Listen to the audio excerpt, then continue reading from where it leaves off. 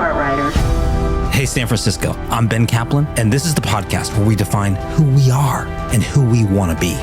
We are diverse. We are innovative. We are inclusive. We are change makers. Problem solvers. Activists. Leaders. Citizens. We are open-minded. Optimistic. There's hope for a better tomorrow. And you gotta give them hope. This is the podcast that's more than a podcast. San Francisco, they are the world champions. We are San Francisco.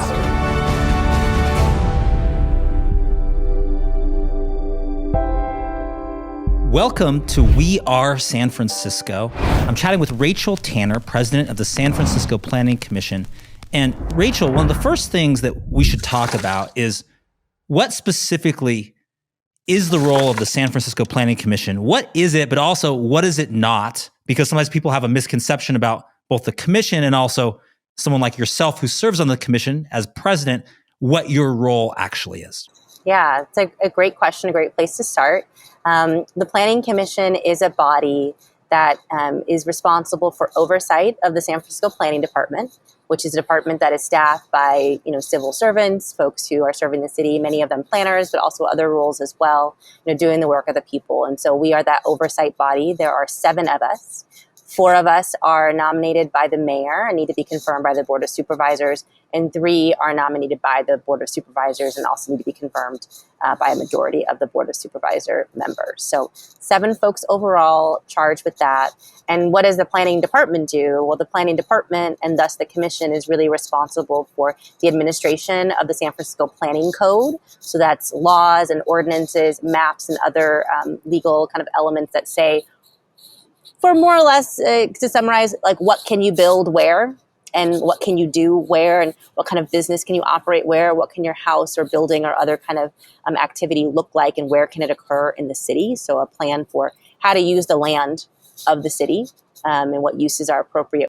Well, and Rachael, one of the things that we've chatted about previously is that sometimes people think, for instance, that being president of the SF Planning Commission is a full-time job. It's actually not a full-time job, even though you've had a long history in planning, whether that's with, the city and county of San Francisco, of course, but also the city of Palo Alto. You have other work that you do as well. So what is the other misconceptions you get about your specific role that are like that so people can understand how the commission functions? Yeah, I mean, I think it's important to know that whether you're, in San Francisco, you're obviously listening because you're interested in San Francisco, but maybe you live in another city or lived in another city. Most cities have a planning commission or some type of land use body that's very similar. I don't think there's hardly any that are full-time. So everybody who's serving is serving as a volunteer. We're not elected. We're appointed by elected officials, but we are not elected ourselves. And so that's important to know. And we're all doing this in our free time, in our extra time. The Planning Commission for San Francisco is a pretty hefty lift, pretty hefty volunteering because we meet every week, every Thursday, with a few exceptions for some holidays and a couple times a year. But it's, kind of pretty intense in that regard. So that's, I think, a misconception is like, it's not a full-time job, it's a volunteer job. And gosh, what other misconceptions? Well, I mean, I think just, we're all 7 individuals. So even here today, I'm the president, which is great. But that doesn't really mean a whole lot. It means that I get to have an officers meeting with the vice president every other week to kind of look ahead at the agenda. I can maybe make some suggestions around ordering things or calendaring different items during the hearing itself. I'm kind of presiding over the hearing. So who gets to talk? How long do you get to talk? Do people get extra time? Some of the actual procedures of the unfolding of the meeting. But I don't get an extra vote. I'm still one of 7 votes. And so while certainly an important role that I'm really honored to have, I wouldn't say that I have, more authority for very many things than any other planning commissioner has. And even today, while I'm speaking to you all, I'm not speaking as the president. I'm speaking as Rachael Tanner and speaking on my own behalf and sharing my views because I haven't been authorized by the commission to speak on behalf of the commission or on behalf of the department. We have a little bit of our San Francisco Planning Commission 101. Now I want to actually talk about some of the other kind of guiding documents related to the Planning Commission, related to the future of San Francisco that not a lot of people know exist. For instance, there's a when I talk to, whether it's elected officials, appointed officials, people who work in government, as well as general residents or citizens, the general consensus now is, San Francisco, we've got to change our trajectory. We're not headed in the right direction now.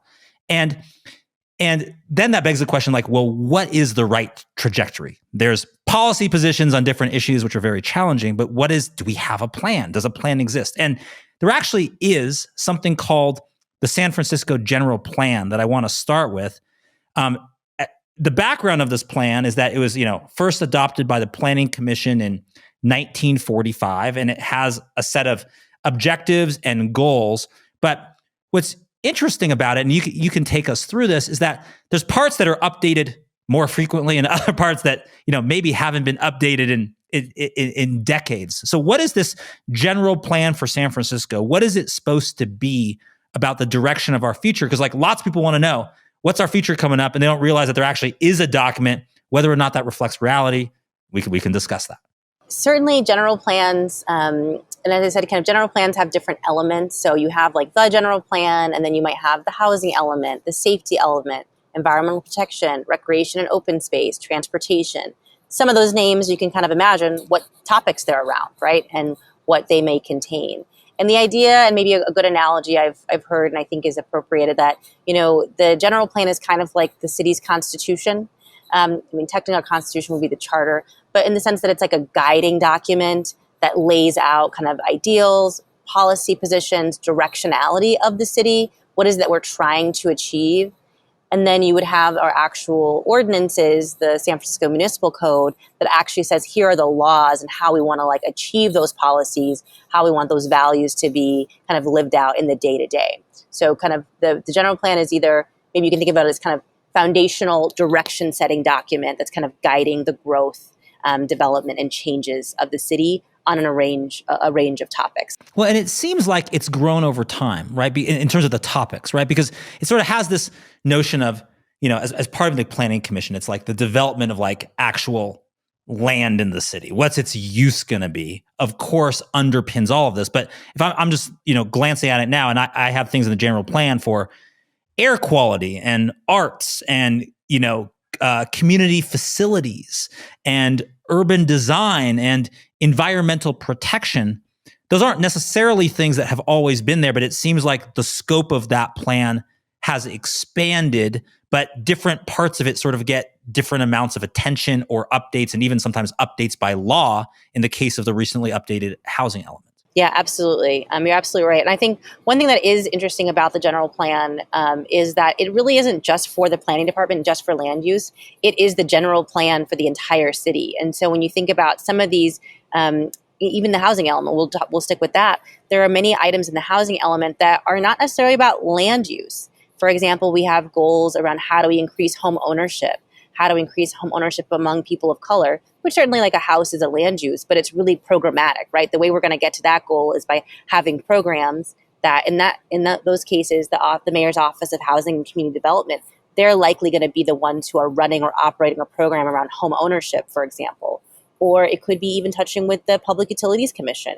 If we want to have an environmental element, we want to go green, we want to use less greenhouse gas emissions. Well, there's a land use element to pretty much anything, but it may be the PUC in some cases that might be the leader on helping us to go green in some ways that we're using energy and how we're using our natural resources. So it really is a general plan for the whole city, and so many of those elements may call upon different departments to be the lead in carrying out and fulfilling different policies, goals, and objectives.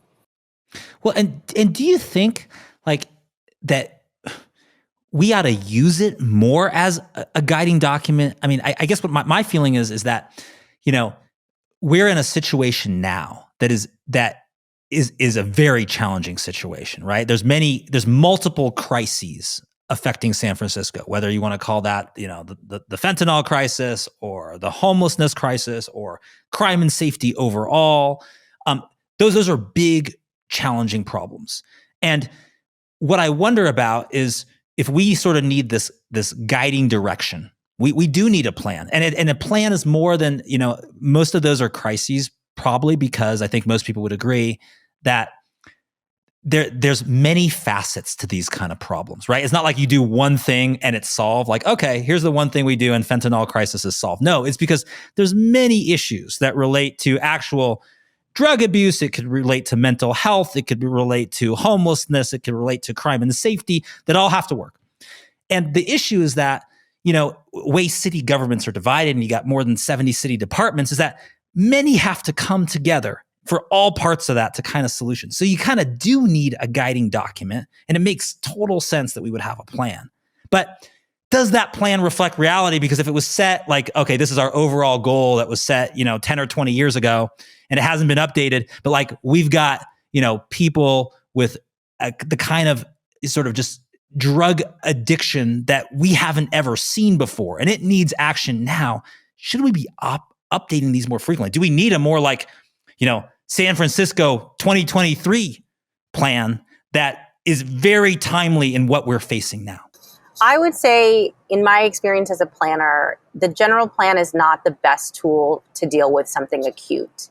And so I think, my analysis of kind of where we are in San Francisco, I can get into that, but kind of what do we do about it? I think we need acute, kind of very focused and targeted planning that's very short term, 1 to 3 year time frame. Whereas general plans are intentionally kind of setting out at least a decade or even more, right, in their outset of like what the time horizon is, and just practically speaking, updating a element of the general plan in San Francisco, whether good, bad, or otherwise, is a several year project. So we need to be getting things together that are very quick and very responsive, not beginning a planning process that historically, wouldn't even be finished until like 2 to 3 years from now. That's far too long. Okay, so even our planning process is slow because why is it so slow? Why does it take 2 to 3 years? Just because there's like lots of voices that have to be agreed, or why does it take that long? It's a couple of things. I think part because it's a long-term document. If you're thinking, okay, this is going to be a 10 or 20-year document, and as you noted, some of our elements have been around for more decades than that. But even if you're saying it's going to be a 10-year document, the idea of taking 2 to 3 years to plan that doesn't sound so crazy. And we do have a city that has a strong history of lots of engagement, lots of involvement, making sure we have all the voices in the room. And we also have a history of not always agreeing on things. And so things can get sidelined, things can get extended, things can take, more time, which in some ways is the purpose and the way the democratic process is supposed to function, right? That people can raise their hands and say, hey, it's not good enough. We need more of this, we need more of that. And that our elected leaders and appointed leaders even too would be responsive, right, to the needs of people. We can also talk about the fact that there can be the opposite side of that in democratic process. It can be kind of last person standing, right? So the person with the most time, the most resources to kind of keep saying, this is not good enough, I want my way. Other folks can get tired and go home, right? And have to go do other things with their lives and may not be able to be that last voice standing. And that's where I think we are a disservice to the general public when instead of listening to what most people want and what's going to do the most good or helping maybe populations that get overlooked, sometimes it can be a battle of, who can outlast each other in a screaming match. And the person who lasts the longest, they get to win. So basically, the notion of what you're saying is that, hey, when you have a plan that is a long-term plan, that makes sense that it takes a long term. It takes a while to get it because you're trying to get it set. But then we're in sort of this moment now where there are acute crises. There are things that, we can't wait 10 years to like address fentanyl, right? We have to do something. So what exists in its place now? Is it largely the budget, in your opinion, being used as that? Because the budget kind of reflects changing priorities, and you've got to, the mayor has to submit it every year, and the board of supervisors has to approve it. And that's our plan by default, basically, follow where the money goes and you'll see our priorities. Is that what you think? Or is there something else, or ought we to have something else? So I think there are several different plans underway that kind of live and are kind of kept by different parts of the city, whether it's like the city formally as government or different even maybe private or public sector actors that are throughout the city. So the first that I would direct folks to, if you're really interested, is the roadmap to downtown San Francisco's future. And that is being spearheaded by Mayor Breed. And from that, I think it's a really easy to read website and set of documents. It's not, Like our general plan documents are hundreds of pages at times. The downtown roadmap to downtown's future is much more accessible and really just talks about a set of strategies to achieve and help recover downtown.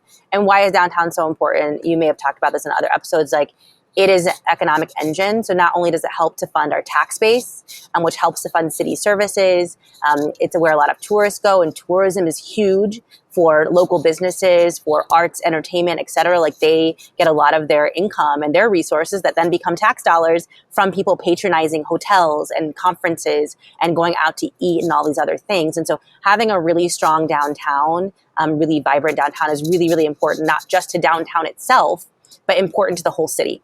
If you live in San Francisco. So yeah, that's a great example of like a very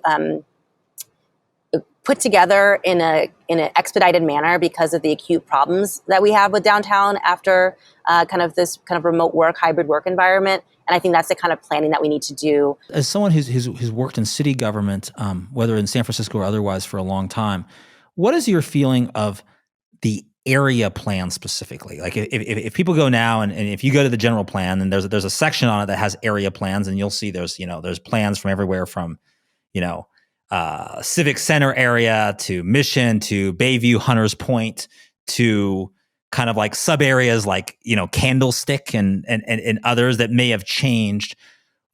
How do we work in neighborhoods and very specific concerns? Because you can have the same issue that has a very different approach to neighborhoods, right? Like if you talk about, drug crisis, fentanyl crisis in the Tenderloin, it's going to feel different than maybe some of the outer neighborhoods. So to what extent do we need this is our master plan, this is for the city on this issue, and to what extent do we need really neighborhood specific thinking, because it may be totally different in a certain neighborhood, just what the concerns are? It's good to think about kind of, how do we help the fentanyl crisis in general, right? Across the city, there may be programs that help, people in a variety of neighborhoods, right? It's not really based on your location. It's based on what you need. But then, in certain neighborhoods, the way that crisis shows up, the way it manifests itself might call for a set of actions to take place there and a set of strategies that you don't necessarily need to deploy in the entire city. So I just want to make that distinction. And I would say my favorite planning answer, it depends.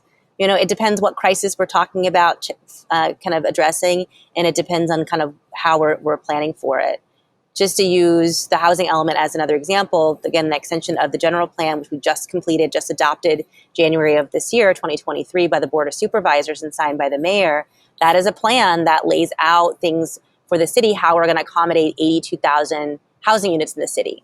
And what we're getting ready to do now is a rezoning plan for essentially the western portion of the city to change the zoning for that area. And so it won't necessarily affect the entire city, but it will be some plans specifically around how the zoning is going to change there. And again, for those, what is zoning? Zoning is what you can do, where can you do it, how much can you do it for that part of the city. Do you think, we're at a disadvantage in San Francisco because I don't think most people would say we're lightning fast in getting things, approved or getting things. I mean, we can have, another discussion. We've had it on the podcast before about discretionary review and this idea that even an individual person or organization for whatever reason can hold things up. But we're not, I think most people would say we're not a lightning fast, city government in making progress. But the situation now, though, is that there's a lot of things changing. And that was changes that were brought about by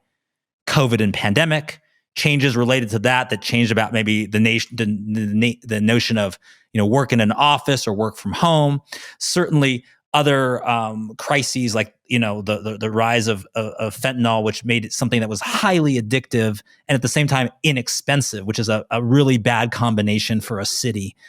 Those two things together. So we've got stuff changing. It would seem to favor those who can change fast, but that's technically not a strong suit of San Francisco, that it kind of puts us at a disadvantage, it seems like. Do you agree or disagree? I would agree. I mean, I think the times we were in call for very swift action and kind of coalescing. But the one thing that I would say is, I don't want to say necessarily hopeful, but to show what's possible, the way that we rallied and were able to respond very quickly to COVID.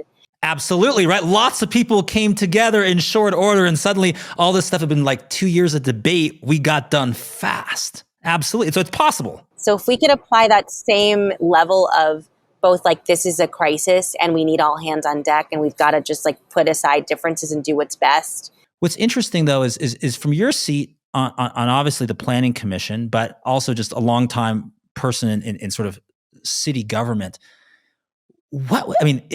Aside from COVID, what would it take to bring people together like that? Because you see, it's not impossible in other cities. I mean, you see examples of like, if you look at what Houston's been able to do with homelessness, where a lot of different public and private groups came together and got aligned.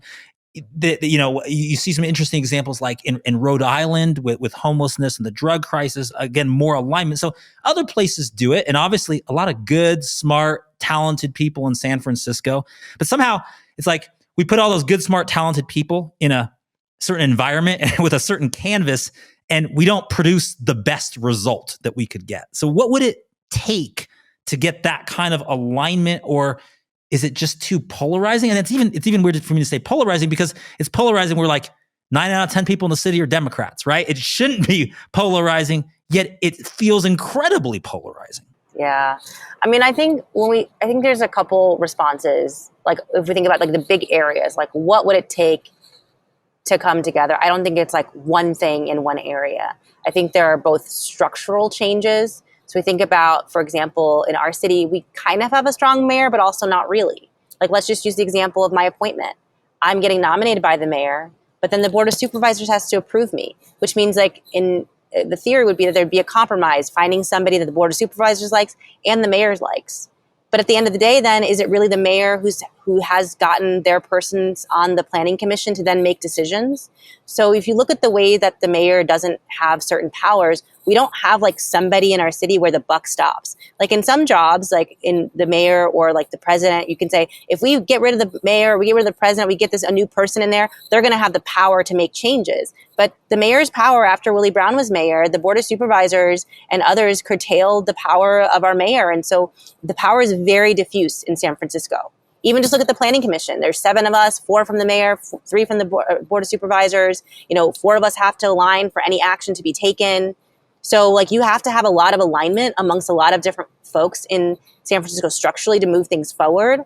And then you have us kind of culturally where we fight over very, very small differences. And I think there are reasons where certain groups get funding, they are kind of like set up and they get their bread and butter by having a certain ideology and a certain perspective, and like maintaining that perspective is in their advantage versus coming to a compromise position where it's like, let's do what's best for everybody, or like, let's do what's the most good, even if it isn't exactly perfect. And there are a lot of folks who call into the planning commission who are part of certain decision-making tables where the perfect is the enemy of the good. And like good is not sufficient and they really want it to be perfect. I mean, it's people who say, oh, I like housing, but just not there. Oh, I like this housing, but there's not enough affordable. Well, I like this housing, but could it also? And it's like, we have to just say, yeah, it's not perfect, but it's better than zero. And so I think culturally and structurally, there have to be some significant changes to be able to cut through kind of this vitriol that can really ham us up for moving forward in ways that are not even just productive, but like ways that are necessary if we are going to stem the downward cycle that we're kind of currently on. Well, and also it's sometimes the notion of compromise, or another way to put it is just to like get everyone on board, right? Like we're on board this train together, like all, like the conductor, like all aboard, let's get on this train.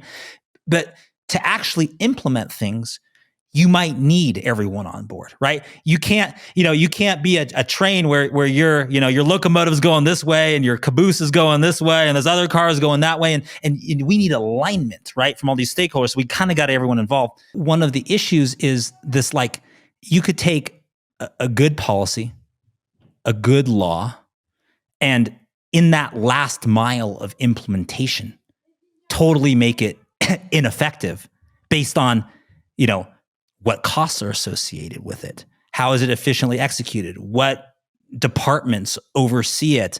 And it's where you get maybe good intentions and you end up with, people kind of like the headlines of $61,000 toilet, right? Or like $100,000 temporary housing, or all of that, because maybe even it came from a sensible place, but in that last mile, right? That time to execution, then we just didn't quite look at it closely enough, and we didn't have everyone assigned to do that, wouldn't you say? And so even like, that's why sometimes I feel like even like a brilliant law or position or plan, if it's overly complex and if it's not transparent enough for what actually happens, is almost doomed to fail, because we can't oversee it enough to make sure we get the result we want. So we get the opposite of the result we want, which is usually we spend a bunch of money on something that was totally ineffective, and it hurts us doubly. One, we didn't solve the problem that we had. And two, we don't have the money that could have been to some other resource because of cost overruns and over budgets and all of that kind of thing. It's that last mile we've got to figure out how to watch the mile. And we've got to figure out a way, I think, to simplify things, because complex things are hard to implement. I would agree with that. And I think part of sometimes, not all the time, sometimes what we get with such complexity, though, is the compromise process, right? If we're trying to have a program that pleases all the stakeholders, instead of maybe focusing on the results that we want, or to your point, maybe we don't have enough information in the policy design phase. So we have a great idea, but we don't know it costs $100,000. And you know what I mean? That would be good information when we say, well, it's a good idea, but it's not $100,000 good. You know what I mean? That the cost benefit there should help us to rethink the way we're structuring the policy. But again, hopeful sign. Prop H, which was passed by the voters a couple of years ago, unfortunately passed by the voters, could have been passed by the Board of Supervisors as a law, but unfortunately had to be taken to the voters to be voted on, again, because there was not alignment. There was not agreement amongst the leadership of our city. But it said, hey, city departments, you've got X number of days to process these applications for small businesses. And lo and behold, we figured out how to do it, and we are doing it. Day in and day out, we are meeting those deadlines. So again, when we have clear deadlines, to your point, that are simple and actionable, like, we can make progress. We can do this. But when we put too many ornaments on the Christmas tree, what happens? The Christmas tree falls over, right? And nobody has Christmas, and we're sad. So like, we want to make sure that we're actually just kind of, I hate to use it because it sounds like so conservative, like getting government out of the way, but it really is like, we can't micromanage every single aspect of how a program, especially a program that's helping a living person, is going to work. Because the variable is that living person, right? So the less specific the program is to some degree, the more people it can serve, and like the more it can be easily executed and implemented, and like have a greater chance of success. I wonder about the notion of like all the different government bodies that are there to enforce rules of the city, which are important rules, right? Rules exist because for fairness, for equity, for access, so that there can't be abuses or people taking advantage of the system. But have we gone so far in that direction that maybe we've forgotten, like, hey, if someone comes in and wants to start a small business in the city and hey, wants to put their small business in downtown where we need a revitalization and is going to take up one of those abandoned storefronts and do something with it, that like, we should be championing that person, like being like, hey, come give me a high five. That's awesome. I'm coming on opening night to support you, and let me help you get through the things we have to do to make sure that it's done in the right, proper way. But like, do we need an attitude change, particularly in a time of crisis where we need growth in certain things, to say like, you know what? In the city, we're champions for people doing things that improve the city. And right now, if you're going to create something or build something or start a business or grow something or do something that's going to impact our city, great job. We're your cheerleaders. Let us help you get through this process, as opposed to saying we're the enforcer of the rules and these are all the things you have to do. Otherwise, you can't do it. Do we need an attitude change? I mean, I think the attitude you describe is certainly one that, every city employee that is working kind of in that public facing role directly with customers and residents and other stakeholders like that certainly should have that attitude. I would say there are many that do, right? There are many city agencies, city staff, individuals who are working in that way. And we've made some big improvements to help that. So if you go to the second floor of 49 South Van Ness, which is the new home of the planning department and the new home of our permit center on that second floor, you'll find planning, the Department of Building Inspection, you'll find the Office of Small Business, you'll find other agencies that have a hand in, like, let's say you're opening a small business, a restaurant, which is like the most difficult from a permitting standpoint to open, because you've got to get the health department, you've got to get building, you've got to get planning, you've got to get these different agencies to approve your plans, to come inspect your actual physical location, sign off on everything, let alone all the other business planning that you've got to do. They're co-located now literally before we used to have to tell people to like go a couple blocks away. Oh, you got this part now, but for your next form, you actually need to go to another part of the city because that agency is located over there. And not only does that help with customer service, but again, the attitude of like, hey, I'm so-and-so in planning, but you need to talk to so-and-so in this agency. Let me walk you over there. Or like when you get over there, I'm going to, let her know and understand what's happening. But certainly that can-do attitude, that can help attitude. At the same time, we are the enforcers of the rule. We have to treat everybody fairly. But to your point is, how do we provide guidance? And there are cities that choose to provide more concierge service, where there are literally people whose role is to help people from soup to nuts, right? All the way through their permitting process. They don't work for any one agency. Instead, they are really guiding and shepherding people through and trying to unstick the log jams that can happen as people are navigating the city agencies. And a metaphor that I would use to explain it is like recently I was in a new town. I went into the supermarket because I had to get, I have young children, had to get some baby diapers and other stuff that could not wait. And, you get, and I'm saying like, okay, where do I find the diapers? And you go ask someone. And there's a couple ways, like first person I asked was like, yeah, you go over to the back of the store and take a left over there and you can find it over here. And, we might be all out and like look down below, but if you want this, go over here. And then another person because I got lost. Came, and said, well, how do I find the baby diapers? And they actually like walk me, oh, let me show you. Yeah, it's a little bit confusing. We move the location. Let me go over here. There's this. And they just like showed me. And so what I wonder is, especially in, I'd love to do that everywhere in the city. Let's say that kind of level of concierge service. But let's say we can't do that tomorrow, at least in these priority areas that so affect our future. And what would those might be? That might be like, okay, you're a person who is on verge of being homeless. You're right on that edge. And we know that one, if we can prevent you from being homeless, instead of you becoming homeless, your odds of success are much greater. It's a lot less expensive for the city. It's all of those things. So there's resources that people don't know for emergency funds so that you don't, lose your apartment. And that would be an area where like, man, we ought to have amazing concierge service. What's another situation? I mean, someone who is maybe on the streets now is actually at that moment, which is difficult to find, where they might want to get help for, which is a hard thing to do for a drug addiction. And like, now I've got to go to all these different agencies. Like if we could get that concierge service at that moment, maybe it is something like starting a business or a restaurant because everyone's trying to revitalize areas that have been hit hard like downtown. And maybe it's like, we're going to do it. So what do you think about that idea of almost like, we've got to have these priority areas, these objectives where the city's interest is in making sure this person is successful. And we've got to ensure their success. And maybe if it's super complex, we have an auto like, in sort of private sector world, it's called a user flow. Have someone enter and like, okay, I want to accomplish this. What do I have to do? What are all the steps? Let's look at all the things they have to do from their perspective and then make it way simpler because we understand that like, a lot of people that have to go to 14 offices are gonna not make it all the way through. Yeah. I mean, would you? I mean, I'm honestly shocked every day and so happy that people are opening small businesses in San Francisco because of the level of challenge, right, that it has.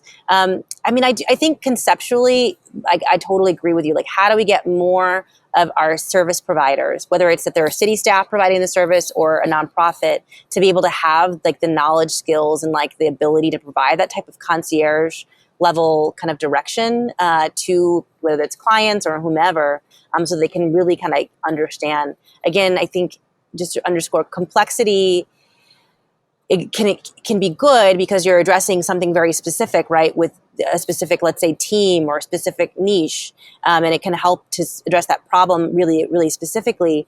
But then we get to the point where we're overly specialized, right? And then it's like, well, I know my thing, but I don't know about your thing. And therefore, if somebody is caught in between us, neither of us are really skilled in helping them. And so whether it's, some people have talked about, I even think about, okay, if I lost my job tomorrow and suddenly couldn't pay my house payment, who would I call? Besides like friends and family and relatives, would I know who I would call if I was about to become homeless, but I could maybe not become homeless? And the fact that like, I don't know the answer, is it 311? Could they help me? But to your point, like some of these problems that we know we want to prevent or we want to like solve, how do we have something that's as simple as 911, right? We know when to call that, right? How do we have somebody, who do you call when you're really going through a crisis that can then help direct you to some resources that can help you? Well, and it was interesting because I think I believe the Benioff Foundation had done some research into homelessness in California, and what they found is that like a lot of people, just to use that example, didn't know all of the resources that were available to them. Like, oh, I didn't know there was a place that would help. I thought I was on my own, right? And you weren't, and that's a shame because I mean on many levels, but it's because like we actually did all the work to have the resources there, and it was purely a communication issue that prevented maybe a really bad outcome from happening. Certainly for the person and the family, but also for the state, right? Like the state has a vested interest in that person getting to resources that prevent a lot worse condition. I want to move topics a little bit to talk, because one of the things you do deal a lot with is the housing element specifically. That housing element is significant because it hadn't been updated since 2014. It was, kind of approved by the Board of Supervisors in January of this year. And one of the questions I have about it is that, is our ladder up against the right wall in terms of all the goals and objectives we had? Because I just look at the document and just to it's organized in a series of goals. Goal 1, recognize the right to housing as a foundation for health and social and economic well-being. Goal 2, which is, I'm scrolling down here, repair the harms of, let's see here. Oops. Just move this window here. Repair the harms of racial and ethnic discrimination against American Indian, Black, and other people of color. There's goal 3, foster racially and socially inclusive neighborhoods through equitable distribution and investment of growth. And it goes on from there. When I hear people and I talk about specifically housing in San Francisco, what is the issue? It's like, we just need to create more housing, right? We have a housing shortage, and that's the number one thing. And as a result, we have incredibly high housing costs. We just need to fix that across the board. I sort of expected to see that there as and there are some things, I didn't read the whole document. There are some things about, especially affordable housing later on that gets reflected as a goal. But I expected to see we need to make more housing and increase the housing supply, a priority for the city. And I expected that to see number 1. And maybe some of the other things mentioned there would be other things too, because we want to do it in the right way. But I didn't see that. Why is that? Was it missing? Is it just the nature of writing these things? I just felt like, ooh, this is just updated. It's going to be hot off the press. It's going to reflect the moment now. And everyone talks about we need to just streamline this process and get more housing and get more supply. Yet I didn't see that at all, really, at least in the goals of the housing element. I mean, we have a number of goals, right? So the way that element is organized, there's goals, and then there's objectives, and there's actions. And so as you look deeper and deeper into them, I mean, there's 350 or 340 some actions that are called for in the housing element. So the goal is going to be the highest level of detail. And so you're going to see a lot of those actions relating to things that you talked about, production, streamlining. But again, it's not, and I guess I would say, when we think about the challenges that we're faced for housing, they're myriad. They're not just one. Certainly supply. Supply is a huge challenge. We have underbuilt as a state for decades. San Francisco is no exception in terms of the amount of housing that we've produced. It's been way too little. And in particular, this housing element cycle for all the regions across the country, or across the state rather, is asking folks to build significantly more housing than they've ever built, proportionally and numerically, in any previous housing element to address that supply issue. So I would say supply is built into the housing element as kind of just a general thing of what your element is going to do. It is going to increase the housing supply, period. One other related thing, though, which you mentioned a little bit earlier, that also deals with sort of how services are distributed in the city. And you mentioned community benefit districts, which are this public and private partnership. Essentially, there's, residents of a certain neighborhood might agree to pay into an assessment of people who are in that neighborhood, and there's additional services that result in that area. The practical implication is you can have, do you live in a community benefit district or do you not live in a community benefit district, you get a different commitment of services, because you might have that community, there's cleanup that's done, once a week from the city, but that community benefit district puts additional services on top of that. So what do you think about this notion of, community benefit districts, and ought we to have something that elevates a lot of the places that if you're on this side of the street, but not this side of the street, then you're in one, you're not in one, then actually things get distributed, because it all came from a good place of we want to be able to do more for our local neighborhoods. But does that actually, we need to like lift everywhere up, because sometimes this community business district is going great and this other one's not going so well. This other neighborhood's not going so well. Yeah, it's a great question. Planners love community benefit districts, which are also sometimes called community benefit districts if you look in local law or other cities. And so they're so, but I think important part to remember them is that what happens is the landowners or whoever the stakeholders are vote to tax themselves to raise additional funds to provide those services, right? So it is not like they're just getting something extra. They are giving something extra. They're taxing themselves at a higher rate than folks who are not in that district in order to provide those services. And so I think, could it be good for everybody to have that level of service? Possibly. But, do they want to raise the level of service, the level of funds needed to provide that service? I mean, I think certainly one of the challenges we have that is limiting our community benefit districts is that they spend so much money on clean and safe streets. They can't do some of the other stuff that you'll see CBDs and other communities do, like hosting festivals and having fairs and like promoting the local businesses and like, really having, let's do some art, let's do something extra, right? That's additional to just keeping the streets clean and making people feel safe. So I would love to see our city be able to handle keeping it clean and safe so that our CBDs can do the fun stuff, right? That's going to really make that, business district pop, so that again we can keep our small businesses alive and well and healthy, and then that benefits the neighborhoods as well. So I don't know if that specifically answers your question, but I do think maybe the last thing I'll say is unevenness of CBDs can be reflected in similar, are there too many? Are some of their boundaries too small? Could they consolidate, share resources better? So that instead of my CBD and your CBD that might be right next door having two different cleaning staff or two different whatever, could we combine and collaborate and have some economies of scale, right? So then again, we have more resources to do the fun stuff, right? And do more collaborating together. I would love to see more of that happening. Well, and this notion of sort of basic services that the city should provide, and I don't, you can tell me if you agree or disagree, but to me, clean or unclean streets and issues like property crime too have an oversized influence on how people feel about their city. And why? Because it's just like evidence around you of disorder, civic disorder, how somehow the rules that we supposedly live by to be in a productive, creative, compassionate, innovative society that we all want to live in San Francisco, that we all believe in, is not working, is breaking down. Why? Because we can see it, because we're afraid to park a car on the street because we think it's going to get broken into. So somehow we have to elevate that, because that's going to make us feel like we're on the right trajectory. But to do it, and actually, I know a ton of people in CBDs who do amazing work and good work, and I'm actually real fans and champions of the work, but it's I would love to see that everywhere. It shouldn't be you have to have a CBD or you're going to not be in good shape on your street. It shouldn't be a requirement, and it feels like sometimes it is. Yeah, I would absolutely agree with that. I think, and I will say I struggle with this question. I don't know the answer.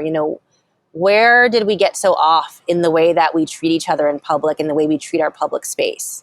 Where did it become? I mean, certainly we can think about, and it's kind of easy to blame unhoused folks or people suffering from substance abuse. Certainly they can be rummaging through trash and leave it everywhere. Certainly I've seen a suitcase on the side of the road that's been filtered through and oh, I know someone's car got broken into and there are all the belongings been rifled through, and whoever got it just left it there on the side of the road.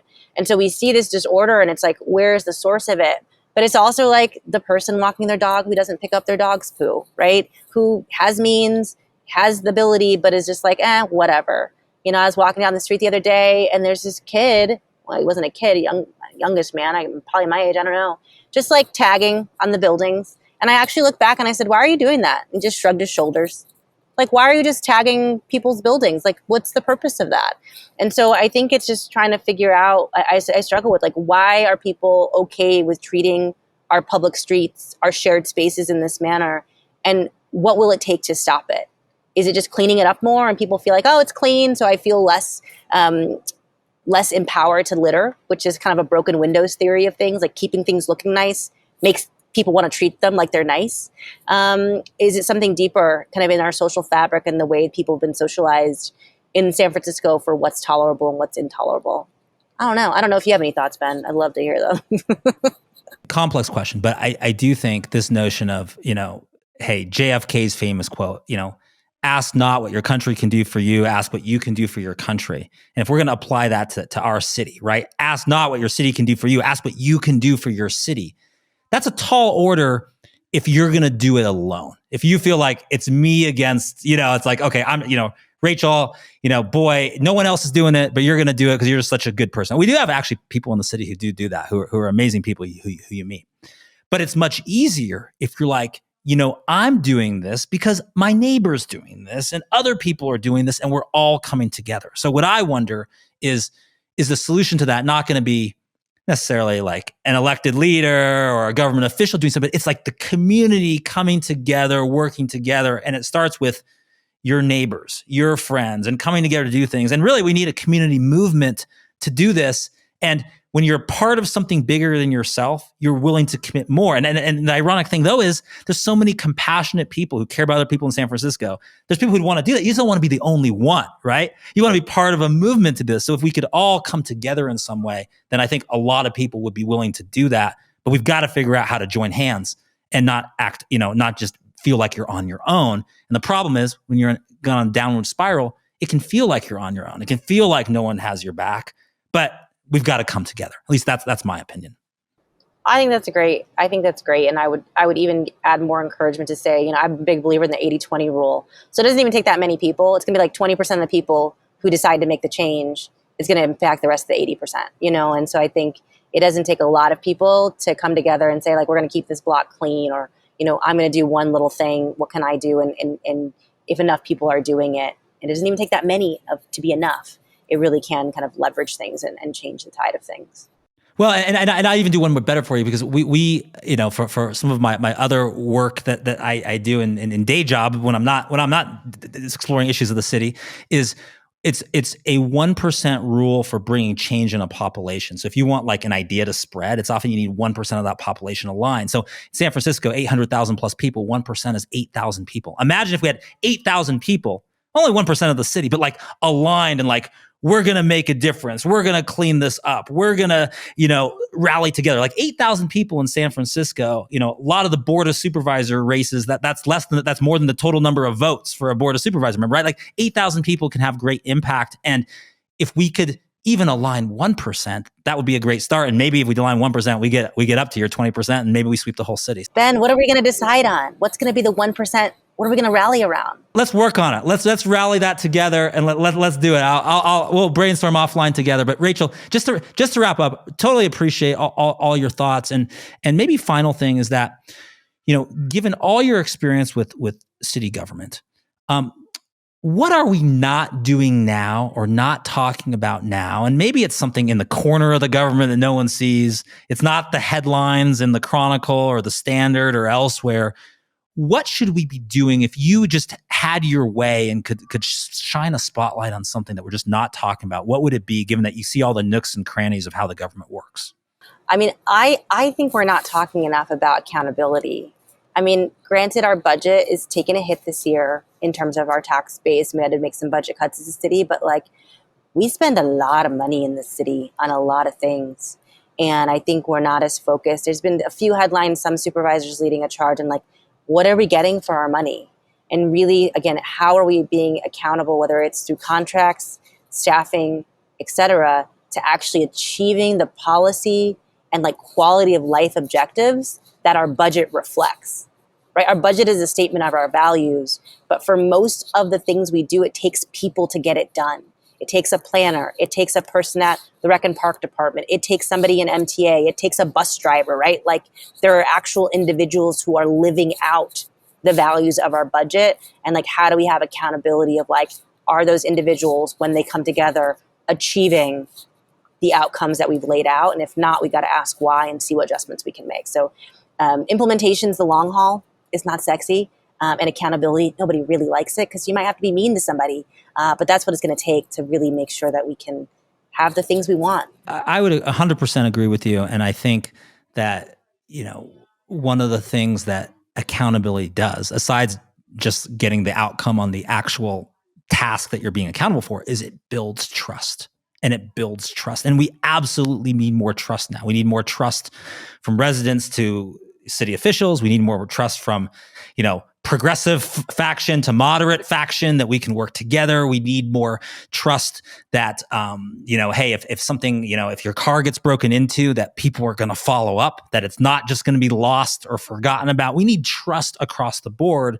But usually trust forms because what is trust? Someone says they're going to do something and then they do it. And you're like, and then you have a track record. You're like, okay, I know Rachael said she's going to do this. She did it. Therefore, I trust Rachael to see this through. And if we all did that, then maybe we could come together more, and maybe there would be more work across the aisles and all of this kind of thing. So I 100% with you agree. And I think, accountability pays off twice. Once on the initial task and twice because that trust we have. And if we have that trust, that's a great asset we could deploy to change the city.